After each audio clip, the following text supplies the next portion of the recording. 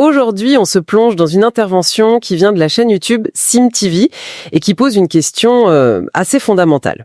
Oui, une question autour du secret de la réussite. C'est ça, le titre, c'est « Mettre Dieu en premier, le secret de toute réussite ».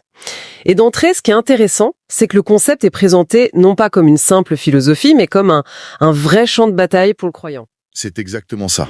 D'un côté, il y a la promesse d'une réussite, et de l'autre, des pièges très subtils. En fait, la source nous invite à explorer une idée qui est à la fois simple, mais radicale.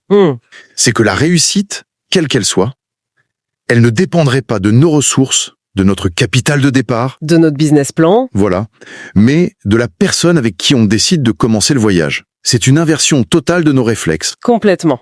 Alors, la première idée forte, c'est justement ça. Cette phrase, le plus important dans la vie d'un homme n'est pas les choses avec lesquelles il commence, mais c'est la personne avec laquelle il commence. C'est un peu provocateur, non ?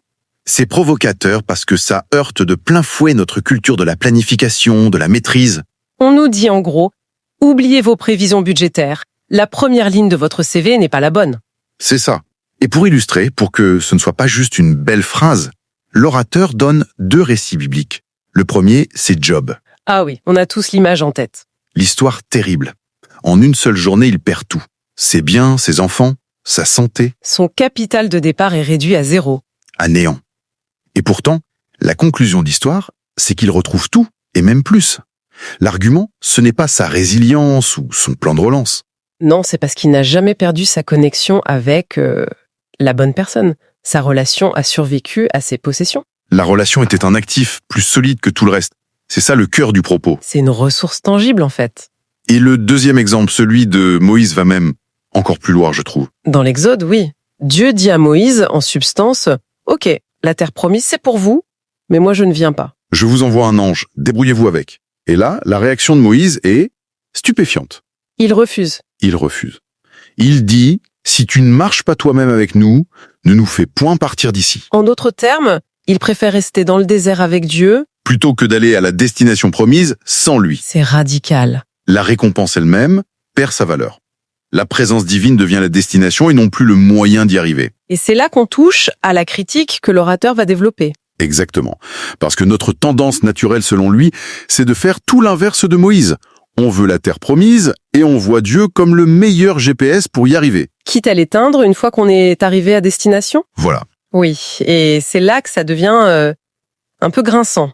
L'intervention pointe une habitude qui serait très répandue. Ne faire appel à Dieu qu'en cas d'urgence. Il a cette image très parlante. On ne cherche Dieu que quand ça brûle chez nous. On est tous un peu des pompiers de la foi. Ben oui, il fait une distinction très nette entre 2 postures, voir Dieu comme un bâtisseur, Ou comme un réparateur. et l'immense majorité, selon lui, attend que tout s'effondre pour appeler le réparateur, au lieu de l'inviter au tout début pour dessiner les plans. C'est la métaphore médicale, avoir Dieu comme mesure préventive est plus mieux que l'avoir comme mesure curative. Voilà. Et ça l'amène à cette phrase qui frappe fort. Ah oui, Dieu devient l'alpha oublié et l'oméga convoqué. C'est puissant. On veut être le seul maître à bord au départ, et puis quand le bateau prend l'eau, on prie désespérément pour qu'il nous sauve du naufrage. C'est d'une honnêteté brutale, je trouve. C'est brutal parce que ça révèle une transaction dans notre spiritualité. On veut l'autonomie au début et la sécurité à la fin. Et là, l'orateur pose la question qui tue. Si Dieu n'a pas été l'alpha de ton projet, comment pourrait-il être l'oméga de ton succès ? C'est une critique directe de l'instrumentalisation de la foi. Il ne s'arrête pas là, il va jusqu'à catégoriser les gens qui tombent dans ce panneau. Il en voit 2 types. Oui, 2 profils psychologiques. Le premier, c'est celui qui se sert de Dieu et s'en débarrasse une fois ses objectifs atteints. L'histoire des 10 lépreux. C'est ça. Jésus les guérit, mais un seul revient remercier. L'analyse est cinglante. Pour les 9 autres, Dieu était un médicament. Une fois la maladie partie, on jette la boîte vide. La quête était motivée par le problème, pas par la relation. Exactement. Et le deuxième profil, c'est presque l'opposé, mais le mécanisme de fond est le même. Ceux qui s'élassent de Dieu et s'en débarrassent quand les choses n'avancent pas comme prévu. Le croyant, chef de projet. Il arrive devant Dieu avec son plan d'affaires, son calendrier. Voilà le plan, maintenant, exécute. C'est ça. Et si les résultats ne sont pas là dans les temps, il s'impatiente, il est frustré et il laisse tomber. Que ce soit par satisfaction ou par frustration, le résultat est le même. Dieu est mis de côté. Le fil rouge de tout ça, c'est une forme d'égocentrisme. C'est mon projet, ma guérison, mon calendrier. Et Dieu est un prestateur qu'on évalue sur sa performance. Le divin est réduit à un moyen, pas une fin. L'orateur cite aussi la foule qui cherche Jésus après la multiplication des pains. Et Jésus leur dit cette phrase terrible. Vous me cherchez parce que vous avez mangé du pain. Pas pour les paroles de vie. Il cherche la continuation du service de catering, pas l'auteur du miracle. Et c'est peut-être pour ça que l'orateur qualifie ça de combat du siècle. Oui, Si l'adversaire principal, c'est notre propre égocentrisme, alors le combat est intérieur. c'est exactement le point. Le véritable enjeu, ce n'est pas le chômage ou la maladie, c'est la bataille pour la première place dans notre propre vie. Et selon lui, l'ennemi spirituel concentre tous ses efforts là-dessus. Parce qu'il saurait que la force d'un croyant dépend de la place que tu donnes à Dieu dans ta vie. Pour empêcher ça, il y aurait deux stratégies. La première, c'est l'évidente, l'ignorance et les fausses doctrines. En s'appuyant sur le prophète Osée, mon peuple périt parce qu'il lui manque la connaissance. Logique. Mais la deuxième est beaucoup plus sournoise. Beaucoup plus. Parce qu'elle ne semblait pas mauvaise en soi. Ce sont les loisirs et les occupations. Et là, ça devient délicat. Oui. L'argument, c'est qu'on peut être tellement absorbé, même par des choses légitimes, le travail, la famille, et même le service de Dieu lui-même. Ça pique. On est tellement occupé par le service de Dieu qu'on en oublie le Dieu du service. On vit dans une société qui glorifie le fait d'être débordé, d'avoir un agenda rempli. Et là, on nous dit que notre to-do list pourrait être notre principal adversaire spirituel. C'est contre-intuitif. C'est très contre-intuitif. Comment on fait la différence? La ligne est floue. L'orateur ne donne pas de formule magique, mais il utilise une analogie historique. La stratégie de Pharaon pour contrôler les Hébreux. Il leur donne toujours plus de travail. Il les écrase sous les tâches pour les empêcher de penser à leur libération. L'occupation constante est une forme d'esclavage moderne qui nous vide de notre énergie. C'est pour ça qu'il dit que Dieu d'abord, ce n'est pas un slogan, c'est une vie. D'accord, on a passé du temps sur les obstacles, c'est un peu démoralisant, j'imagine qu'il ne nous laisse pas là-dessus. Si on arrive à gagner ce fameux combat, quelle est la promesse? Alors, la source décrit plusieurs conséquences, plusieurs transformations. La première, c'est que la simple présence de Dieu devient elle-même une source de bénédiction. L'exemple de l'arche de l'Alliance. Oui. Le roi David a peur et laisse l'arche chez un homme, Obédédom. L'arche reste là 3 mois, et le texte dit que pendant ces 3 mois, la maison d'Obédédom est devenue prospère. Mais attention, est-ce qu'on ne retombe pas dans le piège de l'instrumentalisation? Certains pourraient entendre ça comme une formule magique pour la richesse. C'est une excellente question, et c'est toute la subtilité. La différence, c'est l'intention. D'accord. Dans un cas, on cherche la bénédiction et on utilise Dieu pour ça. Dans le cas d'Obédédom, il accueille la présence, et la bénédiction en est une conséquence, pas un objectif. Il n'a rien demandé. C'est une question d'ordre. Priorité à la présence, le reste suit. C'est ça.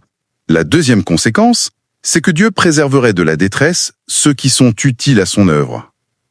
Alors là aussi, Oui, là je tique un peu. Présenté comme ça sonne très utilitariste, non? Si je ne suis pas utile, je ne suis pas préservé. Ça semble un peu dur. je comprends la réaction. L'orateur ne développe pas ce point en profondeur. Mais on peut interpréter son propos non pas comme une condition, Si alors, voilà, mais plutôt comme une synergie. L'idée serait que quand une personne aligne ses priorités sur celles de Dieu, leurs intérêts convergent. En prenant soin de son serviteur, Dieu prend aussi soin de son propre projet. c'est une question d'alignement des missions, plus que de valeur de la personne. C'est une lecture possible, mais c'est vrai que la formulation peut prêter à confusion. D'accord. Et la dernière conséquence, la plus spectaculaire, c'est ce résultat qui étonne le monde. Oui, et l'exemple est puissant. C'est la Pentecôte. Dans le livre des Actes.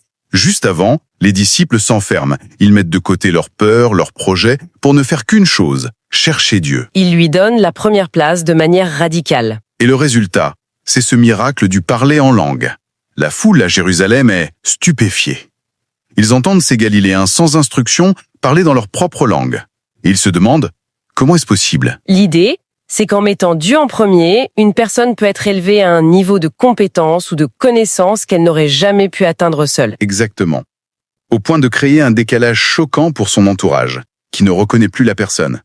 L'orateur dit que Dieu peut donner à quelqu'un les mêmes choses que les autres, mais par un autre chemin. Pas par les mêmes études, mais par l'intimité de sa présence. C'est ça. Le résultat est un décalage qui pousse les autres à s'interroger sur l'origine de cette transformation.